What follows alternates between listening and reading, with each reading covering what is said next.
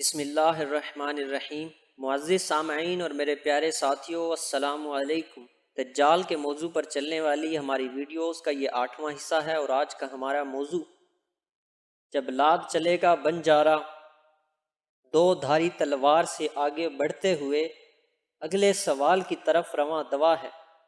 کوئی ابہام سا ابہام ہے، حضرت مہدی کب ظاہر ہوں گے؟ کوئی ابہام سا ابہام ہے۔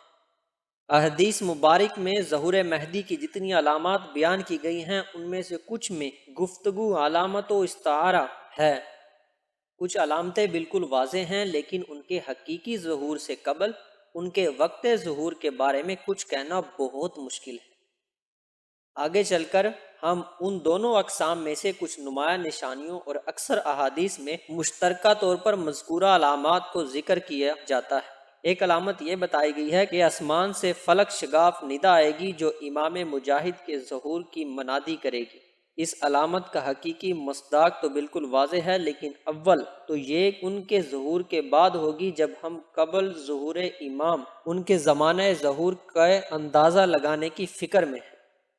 دوسرے ممکن ہے اس میں بھی علامتی گفتگو کی گئی ہو، یعنی یہ صدا ڈنکے کی چوٹ پر آسمان سے آئے گی ضرور، لیکن آج کل کون سی جگہ ایسی ہے جس میں سیٹلائٹ سسٹم سے وابستہ جدید ذرائع ابلاغ موجود نہیں، یا کون شخص ہے جس کی ان ذرائع تک رسائی نہیں؟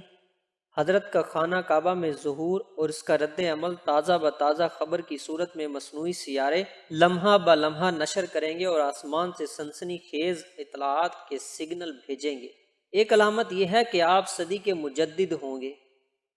صدی کے مجدد اس کے شروع میں آنا ضروری نہیں، وقت سے پہلے پہلے آنے والے کو اسی صدی کا مجدد مانا جائے گا۔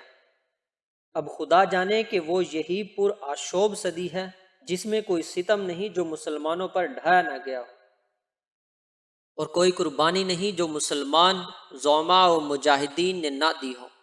اور اگر یہ صدی نہیں تو کیا ہم تسلیم کر لیں کہ اتنی زبردست قربانیوں کے باوجود بھی کفر ہم پر مزید کئی صدیوں تک بے دھڑک حکمرانی کرے گا؟ حجاج نے کہا، اس نے حضرت علی رضی اللہ تعالیٰ عنہ سے سنا کہ رسول اکرم صلی اللہ علیہ وآلہ وسلم نے فرمایا، چاہے دنیا کے لیے صرف ایک دن باقی ہو، اللہ تعالیٰ ہم میں سے ایک آدمی کو بھیجے گا جو دنیا کو انصاف سے بھر دے گا جس طرح یہ ظلم و ستم اور ناانصافی سے بھری ہوگی۔ مسند احمد میں جس کا ذکر موجود ہے۔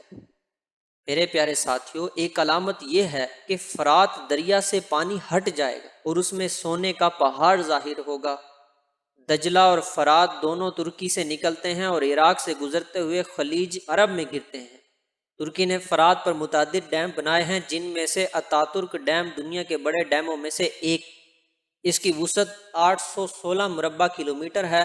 خلافت عثمانیہ کے بعد ترکی میں فری میسن اقتدار میں رہے ہیں۔ اگر ترکی چاہے تو فرات کا پانی عراق سے بآسانی روک سکتا ہے، اور نبی کریم صلی اللہ علیہ وسلم کی پیش گوئی دنیا آنکھوں سے دیکھے گی کہ سونے کا پہاڑ ظاہر ہوتے ہی دنیا اس پر ٹوٹ پڑے گی، اور 100 میں سے 99 اس لالچ میں مارے جائیں گے کہ شاید میں ہی وہ خوش نصیب ہوں جو اس سونے کا مالک بنے گا۔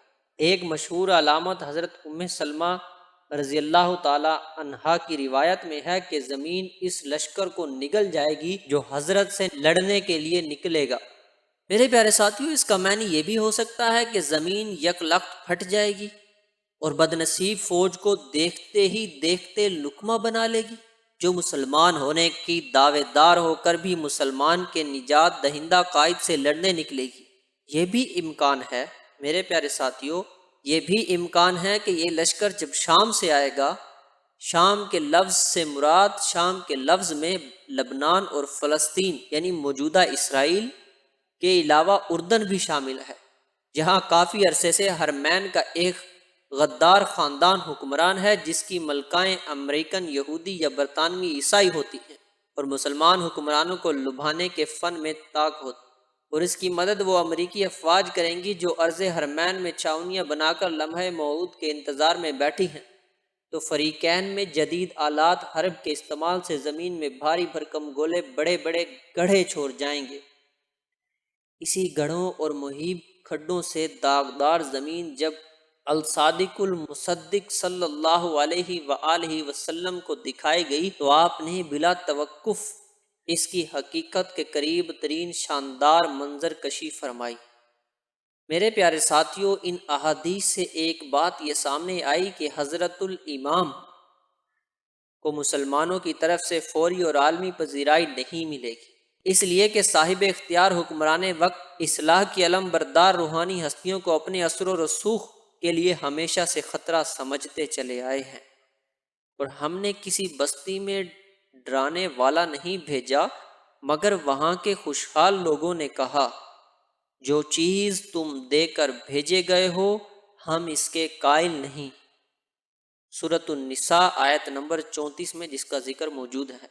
میرے پیارے ساتھیوں، حضرت مہدی نہ رسول ہیں اور نہ نبی، وہ تو مصلح اور مجاہد ہے، لیکن عمرہ کا وتیرہ رہا ہے کہ شمع حق کے مشعل برداروں کی تضحیک و تحقیر کریں، چاہے وہ جس حیثیت میں ہو۔ اس مرتبہ تو ان کو کچھ ایسے علماء سو کا سہارا بھی حاصل ہوگا جو دنیا پرستی میں منہمک ہو چکے ہیں، اور صاحبان اقتدار سے قرب نے ان کو حق گوئی سے روک رکھا ہے، یا وہ بدعات کے مرتکب اور عیش پرستی کے عادی ہیں۔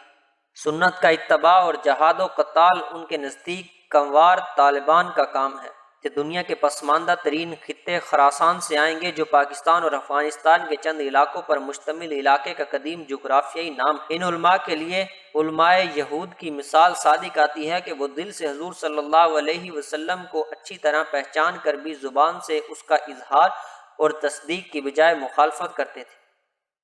میرے پیارے ساتھیوں، ایک علامت یہ بھی بیان کی گئی ہے کہ اس سال ذی الحج میں منع میں خون ریزی ہوگی، لیکن یہ بہت قریب کی علامت ہے، اس لیے کہ اس ذی الحج کے فوراً بعد محرم میں عاشورہ کی رات حضرت کے ہاتھ پر بیعت جہاد ہوگی، اس لیے یہ قریب ترین علامت ہے، ہماری بحث سے خارج ہے۔ ہم تو وقت ظہور سے پہلے کی علامت پر بحث کر رہے ہیں۔ میرے پیارے ساتھیوں، ایک علامت یہ بھی ہے کہ ایک خلیفہ کے انتقال پر شدید اختلاف ہوگا۔ اس اختلاف کی نوعیت بظاہر یہ لگتی ہے کہ سعودی تخت پر اتحادی افواج اپنی مرضی کا آدمی بٹھانا چاہیں گی، جبکہ اہل اسلام کی سیاسی شخص کو پسند کرتے ہوں گے جس کے نظریات اتحادیوں کو ایک آنکھ نہیں بھاتے ہوں گے۔ مہدویات پر نظر رکھنے والے کچھ حضرات اس کا مصداق شاہ فہد کو سمجھتے تھے، لیکن جب اس کا انتقال ہوا اور شاہ عبداللہ کی جانشینی کا عمل بخیر خوبی انجام پا گیا تو ان کے اندازوں کو زبردست دھچکا لگا۔ لیکن اندازے تو اندازے ہوتے ہیں۔ کچھ حضرات کے نزدیک شاہ عبداللہ کے انتقال پر اس طرح کی صورتحال کا اندیشہ نسبتاً زیادہ ہے۔ میرے پیارے ساتھیوں، اب ہم دوسری قسم کی علامت کی طرف آتے ہیں جو نہایت قطعیت کے ساتھ اس لمحہ موعود کی طرف اشارہ کرتی ہے، لیکن مسئلہ یہاں یہ ہے کہ ہم اس علامت کی قطعیت کے باوجود قبل از وقت اسے دریافت نہیں کر سکتے۔ یہ وہی علامت ہے جس نے چند سال قبل عوام کو غیر تجسس میں مبتلا کرنے والے پیغامات سننے کا موقع پیدا کر دیا تھا، لیکن اس میں فنی طور پر ایک اہم فلکیاتی نقطے سے توجہ ہٹانے کے باعث یہ سنسنی خیز واقعیت کی سان پر نہ چڑھ سکی۔ اصل میں پیش گوئی یوں ہے کہ حضرت مہدی کے ماہ حرم میں ظہور سے قبل ماہ رمضان میں چاند اور سورج دونوں کو گرہن لگے گا۔ اب اس میں انوکھا پن محض اتنا نہیں کہ دونوں کو ایک ماہ میں اکٹھے گرہن لگے گا، نہیں، ایسا ہرگز نہیں، یہ تو پہلے بھی ہوتا رہا ہے۔ اصل انوکھی باتیں دو ہیں اور دونوں فلکیات کے قوانین کے اعتبار سے عام طور پر ممکن نہیں، ان کا عدم امکان ہی ان کو محیر العقول علامت بناتا ہے۔ پہلی بات یہ ہے کہ فلکیات کی روح سے چاند گرہن ہمیشہ اسلامی مہینے کے وسط میں اور سورج گرہن آخر میں ہوتا ہے، جبکہ اس مرتبہ چاند گرہن شروع میں اور سورج گرہن وسط میں ہوگا۔ دوسری بات یہ ہے کہ ایک مہینے میں 2 مرتبہ چاند کو گرہن نہیں ہوتا۔ اس سال ایک رمضان میں 2 مرتبہ چاند گرہن لگے گا۔ یہ واضح ترین علامت ہوگی کہ 3 ماہ بعد محرم میں حضرت مہدی کا ظہور ہونے والا ہے۔ اب اسے افراط و تفرید کے علاوہ کیا کہا جائے کہ کچھ لوگ تو ان علامتوں کے بغیر راہ چلتے شعبدہ بازوں کو مہدی جیسی مقدس شخصیت مان لیتے ہیں، اور کچھ لوگ ان واضح علامات کے بعد بھی حضرت کو ماننے سے ویسے ہی انکار کریں گے جیسے کہ یہود حضور صلی اللہ علیہ وسلم کو پہچان لینے کے بعد بھی باوجہ ایمان لا کر نہ دیتے تھے، بلکہ مخالفت پر کمر باندھ کر ہمیشہ ہمیشہ کے لیے رسوا ہو گئے۔ آج کل کسی بھی فلکیاتی ویب سائٹ پر آپ مستقبل میں کسی بھی لمحے چاند سورج کی حرکات اور گرہن کا شیڈول دیکھ سکتے ہیں، لیکن یہ دونوں انوکھی علامتیں چونکہ ہیں ہی خلاف معمول، اس لیے کوئی ماہر فلکیات دان بھی ان کا وقت بتانے سے قاصر ہے۔ آخری رمضان سے پہلے اور ان کے وقوع سے پہلے وقت کی تعین ممکن نہیں۔ اس حوالے سے ہم آپ کو آگے چل کر مضمون میں کافی کچھ تفصیل کے ساتھ بیان کرتے ہیں۔ دو چاند کے حوالے سے اگر بات کی جائے، آج کل موبائل فونوں پر ایک میسج چل رہا ہے جس کا خلاصہ کچھ یوں ہے: قیامت کی آخری نشانی ہے، آسمان میں دو چاند نظر آئیں گے۔ BBC پر بھی بتایا گیا ہے کہ 27 اگست کو دو چاند نظر آئیں گے، یہی حضرت امام مہدی کے ظاہر ہونے کا وقت ہے۔ قرآن پاک میں ہے جب قیامت کی آخری نشانی نظر آئے گی اس کے بعد توبہ قبول نہیں ہوگی۔ اس پیغام کو جتنا ہو سکے دوسروں تک پہنچا دیں۔ اس میسج پر تبصرہ تو ہم بعد میں کریں گے، پہلے حضرت مہدی کے ظہور کی علامت میں سے جس علامت کی طرف اس پیغام میں مبہم، ناقص اور غلط اشارہ کیا گیا ہے اس کی وضاحت ہو جائے۔ احادیث کی جستجو کی جائے تو 30 علامات ایسی ملتی ہیں جو حضرت مہدی کے ظہور سے پہلے کائنات میں ظاہر ہوں گی اور دنیا کو متوجہ کریں گی کہ مسلمانوں کی مصیبتوں کے خاتمے، اگرچہ یہ اچھا وقت آگ اور خون کے دریا سے گزرنے کا حوصلہ رکھنے والوں کے لیے آئے گا اور کفر کی امیدوں پر پانی پھرنے کا وقت قریب آ گیا ہے۔ ان میں سے ایک چیز ایسی ہے جو دنیا کی پیدائش سے آج تک نہیں ہوئی اور ایک مرتبہ کے بعد آئندہ بھی نہیں ہوگی، کیونکہ اللہ تعالیٰ کی مقرر کردہ فلکیاتی ترتیب کے مطابق یہ ممکن ہی نہیں۔ میرے پیارے ساتھیوں، علم الفلکیات کی روح سے یہ ایک طے شدہ اور مسلمہ قانون ہے کہ چاند گرہن ہمیشہ قمری مہینے کے وسط اور سورج گرہن ہمیشہ مہینے کے آخر میں ہی ممکن ہے۔ یہ مسئلہ فلکیات کا بالکل ابتدائی اور عام سا مسئلہ ہے۔ اس کی وجہ اس فن کے مبتدی بھی جانتے اور بآسانی سمجھ سکتے ہیں۔ دوسرے الفاظ میں چاند گرہن ہمیشہ اسلامی تاریخ کے حساب سے 13، 14، 15 اور سورج گرہن ہمیشہ 27، 28، 29 کو ہوگا، اس سے آگے پیچھے نہیں ہو سکتا۔ اللہ پاک نے فلکی نظام ہی کچھ ایسا رکھا ہے۔ البتہ حضرت مہدی کے ہاتھ پر جس سال کے محرم میں عاشورہ کی رات کو ہجر اسود اور مقام ابراہیم کے درمیان بیعت جہاد اور خلافت ہوگی اور اس محرم سے پہلے ذی الحج میں منع میں سخت خون ریزی ہوگی، اس سال رمضان میں اللہ تعالیٰ کی قدرت کاملہ سے چاند گرہن 13، 14، 15 رمضان کے بجائے یکم رمضان المبارک کی رات کو ہوگا اور سورج گرہن 27، 28 اور 29 رمضان کی بجائے 15 رمضان المبارک کو ہوگا۔ یہ دونوں باتیں ناممکن ہیں اور نہ تخلیق کائنات سے آج تک ہوئی ہیں، لیکن قانون سے ہٹ کر پیش آنے والی چیزوں کی علامت بھی عام قوانین سے ہٹ کر ہوتی ہے۔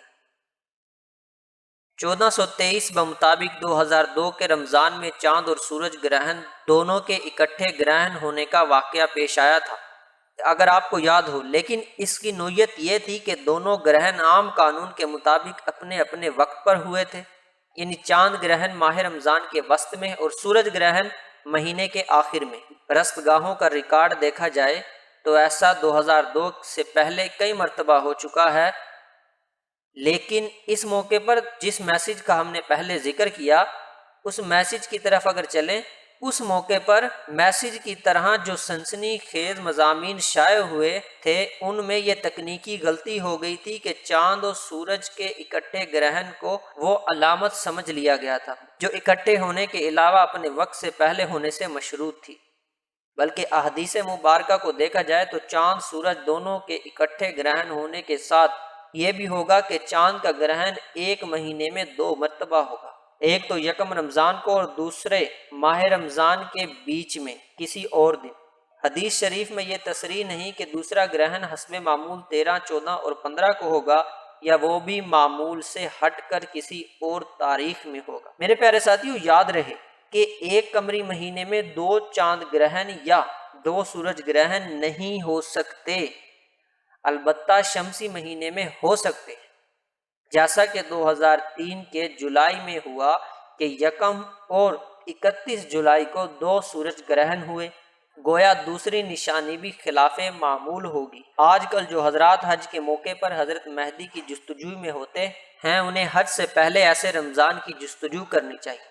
लेकिन मुश्किल ये है कि चांद सूरज की आइंदा कई सौ साल की सेकंड की हरकत का हिसाब बताने वाले फल्कियाती कवायद और वेबसाइट्स इस मौके पर इसलिए कोई मदद नहीं कर सकती कि ये दोनों ग्रहण खिलाफ मामूल होंगे और फल्कियात का फ़न इनका सुराग पाने से आजिज़ है। इसलिए जो हजरात फल्कियात या महदवियात से मुनासबत रखते हैं, वो इस तरह की मुतय्यन पेशगोइयों और गैर सिक्का पैगामात को अहमियत नहीं देते। तो सामीन, अब इस नाकाबिल एतबार मैसेज की तरफ वापस आते हैं जो गुज़िश्ता चंद दिनों से गैर सिक्का होने का सबूत देते हुए सनसनी फैला रहा है। इतना तो आप समझ गए होंगे कि 27 अगस्त को न रमज़ान है, न दोनों ग्रहण, न 2 चांद ग्रहण। लिहाजा ये मैसेज राह अमल से फरार के ख्वाहिशमंदों के लिए वक्ती तस्कीन व तफरीह तो हो सकता है, हकीकत से इसका कोई ताल्लुक नहीं। अब इसकी हकीकत समझिए। 27 अगस्त 2003 को मरीख 50,000 साला तारीख में पहली बार ज़मीन के इंतहाई करीब और खूब रोशन था। इसको बाज़ नावाकिफ मेहरबानों ने चांद समझ लिया और अब हर साल अगस्त में मुसलमानों के जज्बात से खेलने के लिए कुछ शरारत पसंद ऐसा मैसेज सबको भेजते हैं और तहकीक के बगैर सादा लोह मुसलमान इसे आगे चला देते हैं। इसलिए हमेशा अपने अहबाब को तायीद करते हैं कि हमेशा जय्यद उलमाए कराम की सोहबत इख्तियार करें और सिर्फ मुस्तनद किताबें पढ़ा करें। हमारे अकाबिर को अल्लाह ताला ने इल्म रासिख के साथ अक़ल कामिल अता फरमाई थी। उन्हीं पर एतमाद करें और उन्हीं के कदमों में पड़े रहने में अपनी निजात समझें। हज़रत मेहदी के ज़ुहूर के लिए माह सन की तयन दुरुस्त नहीं। अल्लाह ताला ने क़यामत की तरह अलामात क़यामत को भी मुबहम रखा है ताकि गफलत में पड़े हुए मुसलमान ज़िंदगी के हर दिन को आखिरी दिन और हर रात को क़यामत की रात समझकर बदअमली और बेअमली से तौबा कर लें और अपनी तख्लीक के मकसद को पूरा करने में जुट जाएं। वज़ीर सामईन, नतीजा क्या निकला? अहम अलामतों पर गुफ्तगू के बाद ज़ुहूर मेहदी के वक्त के मुतालिक अब हम बाकी है। अगर हम तौरात की तरफ जाएं तो वहाँ एक ऐसी पेशगोई मिलती है जिससे कुछ मुहक्किकीन ने वक्त मौऊद का अंदाज़ा लगाने की कोशिश की है। उम्मीद करता हूँ कि आज का मौजू आपके लिए बहुत मुफीद रहा होगा और आपको बहुत सी मालूमात का हसूल मुमकिन हुआ हो। इसके बाद आने वाली वीडियो में हम मोहलत का इख्तिताम इस मौजू पर गुफ्तगू करेंगे। अपना ख्याल रखिए।